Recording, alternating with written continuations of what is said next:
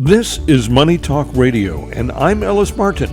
Join me now for a conversation with Ken Konkin, the president and CEO of Tudor Gold. Tudor Gold trades on the TSX Venture Exchange as TUD, and in the U.S. on the OTC as TDRRF. The company's Goldstorm Project in British Columbia, Canada's Golden Triangle, represents one of the largest gold discoveries in the past 30 years. Tudor has identified a staggering mineral resource of 27.9 million ounces of gold equivalent, 2.87 billion pounds of copper, and 128 million ounces of silver. The 17,918 hectare Treaty Creek property, in which Tudor Gold holds a 60% interest, borders the KSM Property to the southwest and the Brucejack Mine to the south. The past producing Eskay Creek Mine lies 12 kilometers to the west. Mr. Konkin has over 35 years of geological experience throughout North and South America, as well as Russia. Ken Konkin worked for Silver Standard for 19 years and managed advanced exploration programs in Argentina, Peru, as well as the Golden Triangle in British Columbia, Canada.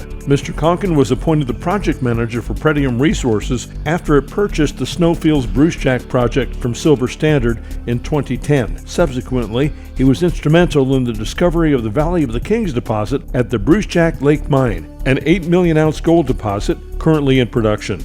Ken, welcome to the program. It's great to have you here today. Great to be here. Thanks for this invite, just so we can get the Treaty Creek story out to your listeners. I think it's a compelling and important story that most investors need to hear. Well, I think it is as well, and to be honest with you, I know you've been working on this company for quite a while, and I met you for the first time recently at the mining investment event of the North in Quebec City, and I had no idea what you had in the ground there, and it's outstanding. What I know right now is there are investors, people like myself, many of our listeners that are looking for both a gold and a copper opportunity as these metals head upward on their own, and I'm talking about the commodities, and the equities themselves have not caught up, so I am pleased to point our audience to your project in the Golden Triangle of British Columbia. Tell us all about it, Ken. Yeah, it's a great story. It's one that's currently being written in the exploration phase, where most of the heavy lifting has been done on the heavy drilling. We do have, as you mentioned, a huge gold and copper component, and the poor brother at the table is silver as well. So we can't forget all the silver guys out there. I used to be a silver guy for 20 years with Silver Standard and chased the globe for some of the biggest deposits that could possibly be found, and I think this is one of them. So the compelling story kind of begins, well, we don't have the time for it, but 40 years ago when I was working as a young geologist off this project, had some discoveries then, and joined full time with Tudor Gold Corp in 2019. So just in the last 5 years, we've ramped up our exploration full speed, having up to 8 drills on the project and drilled over 180 drill holes, and currently have approximately 22 million ounces of gold in ground, with another close to 3 billion pounds of copper and another almost 130 million ounces of silver. So clearly one of the largest metal inventories on the planet, and possibly could reach the largest gold discovery in 3 decades, 30 years. So I'm very proud of this work we've accomplished in a short 5 years. Well, look, Ken, I've never seen numbers like this, and I've been covering the sector for about 25, 26 years. To have almost 28 million ounces of gold equivalent in the ground, and I think 22 million of that is in fact gold, is just insane. It's district size, and you have some mines that are surrounding you. The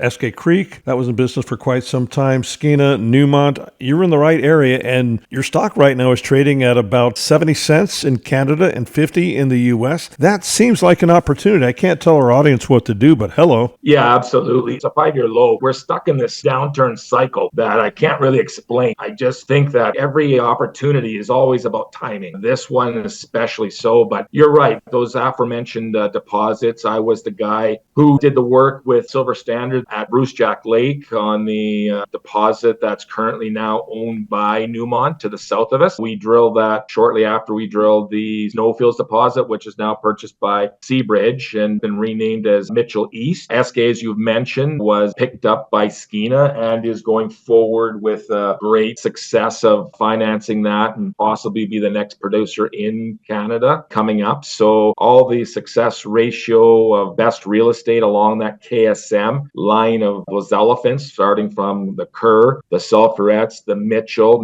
East, Snowfields, and the Iron Cap deposit. We are in line with that deposit, those deposits, with two other discoveries that add to our Goldstorm deposit that you've mentioned to be at almost 28 million ounces of gold equivalent, 27.9 million ounces of gold equivalent, of which is 22 million ounces gold, 3 billion pounds of copper, and with a category of 6 million ounces of the inferred at a higher grade, which means we haven't hit the center of mass yet. The copper is still growing as we speak. We're still expanding the deposit. On this last drill program of this year, we're coming in with great looking core as usual. And we're also, what people don't really appreciate is we're sniping high grade numbers of gold that are late stage events. So what happened is essentially that exact story at Brucejack Lake for me. When I was there in 2009 to 2015, for 7 years, I ran the exploration for Pretium. And during that tenure, we were looking for a large bulk tonnage target just like Goldstorm, but we tripped into a very high grade gold event that I later named in 2010 Valley of the Kings deposit. And that was a fortuitous thing that we predicted to happen on this project, Treaty Creek, but not at the other end where we're drilling. We're at the northeast end of the project, which is an important aspect of the story because there are two other deposits that shoulder this major deposit. So we could have up to 3 massive deposits of this size. This is sub 1 billion tons now. So that's the takeaway. So we've essentially got half the resource of KSM, but double their grade and in one deposit. So that's the takeaway with a very short run to a road, infrastructure, power line, all within eyesight of the project. So very good, compelling infrastructure as well.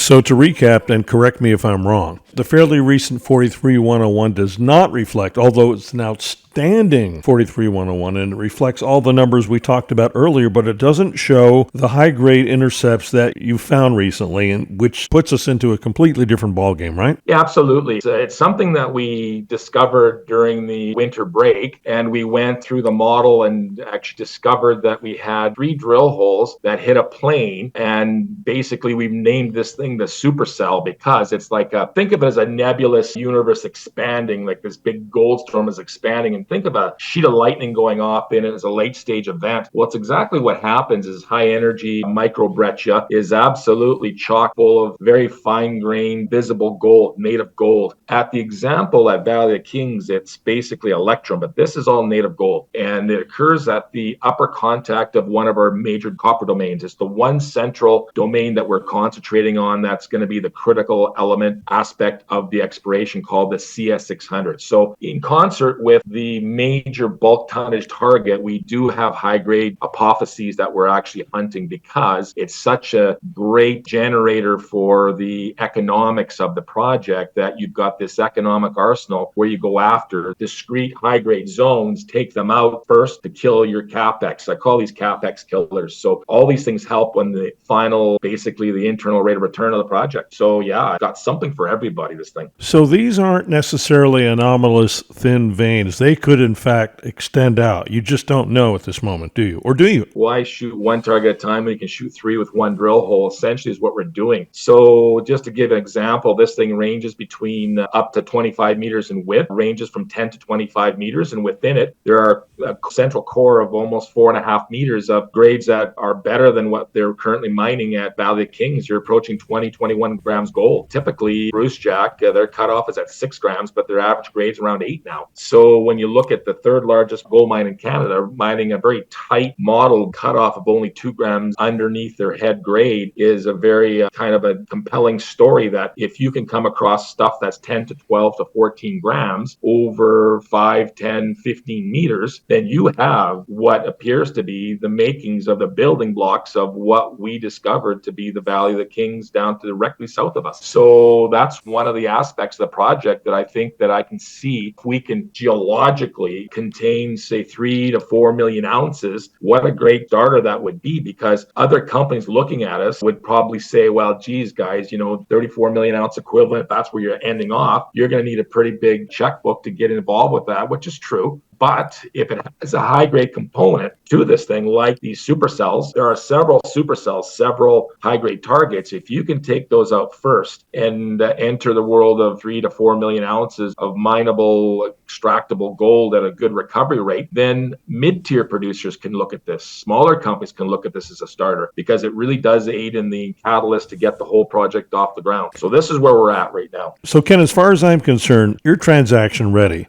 But no, that's not the direction you're going right now. You're going to wait. Yeah, actually, it's one of those double-edged sword things. I mean, where you bring in a strategic partner too early, we have as two other large targets to go after. But the real end game here is to get the word out, like you in Quebec City. The amount of people, when I gave a presentation, it was basically a fireside chat. It just like you and I are casually talking now about the project. We're completely unaware of this thing, being in one of the geopolitically most safe districts, also a very much plug and play precious and base metals environment. And it's very little money needs to be added to the infrastructure, which already exists to put these things in production. So the takeaway was people stopped me after that talk and said, I bought the stock based on what you just told us about it. And that's essentially the struggle here. There's a disconnect, somehow a digital disconnect, that people just aren't aware of some of these great opportunities and stories that are evolving. So this is the biggest reason why we're hitting it hard on the campaign trail, getting out there in front of people, showing people how large this thing can be. We don't need more ounces. We just want to discover the highest quality of ounces, because later that entity of a strategic alliance will come at the table. And like I say, 50 cents US, I can't think of a better opportunity to get in on the ground floor on something so huge.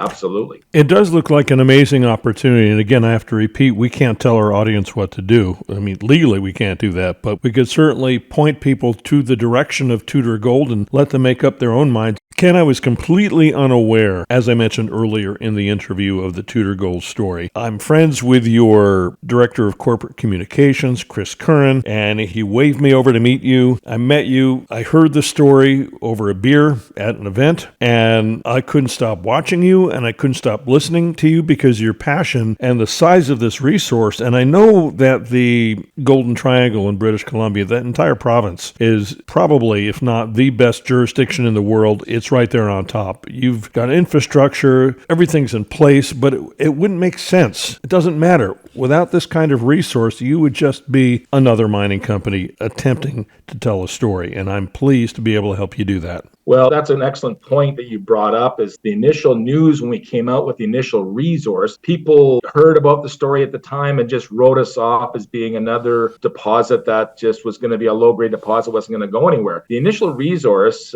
came out at 0.74 was the grade of gold equivalent. And our cutoffs were arguably low, 0.3, and which are currently being used, 0.3 in a pit and 0.46 underground, which is high for a sub-level block cave. It is a higher of a cutoff. But since that resource, every 2 years we've upgraded it, and this last one was a year of drilling. And what's happened is the resource has grown to 1.19 gold equivalent off of that 0.74. So mathematically, we've absolutely increased the inclination of that treadmill by increasing the cutoff, not only from the pit perspective of a 0.3 to a 0.5, is now at a 0.7, so double what we started with. And the underground cutoffs from a 0.46 is now standing at a 0.75. You could probably go higher and go up to the 1 gram cutoff if you want. And I welcome all the listeners out there to go onto our website to see the resource numbers and look at the various cutoffs and see the sensitivities. Because if you do go to a 1 gram cutoff, you've still got 15, 16 million ounces of drill indicated. It's amazing at a grade of 1.3 something,